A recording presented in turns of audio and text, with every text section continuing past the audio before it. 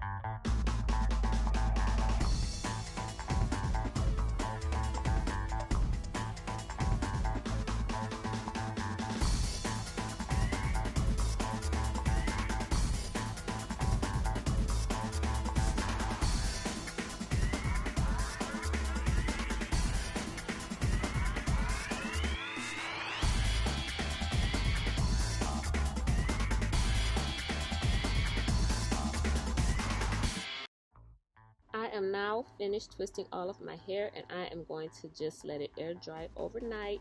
But before that, I will sit under a heated dryer for about an hour just to kickstart the drying process. It is now the next day and my hair is completely dry. I am adding oil to my twist to give my hair some shine, and then I will begin taking down the twist.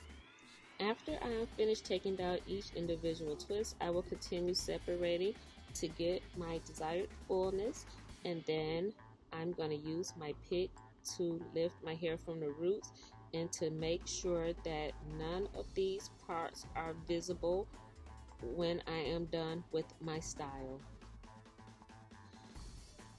And guys, do not be afraid to play with your curls. Just move the curls around, use your pick to lift your roots, and do whatever you can to get the desired look that you are looking for. Sometimes it'll take a few extra minutes to make your style look the way you envision it to look. So just keep playing with it and moving them around and picking and fluffing until you get the desired look. And now that I have my desired look, the style is complete. And if you like my video, could you please subscribe and hit that notification bell so you will be notified for all of my future videos. And hit that thumbs up button, and I will see you on the next one. Have a great day.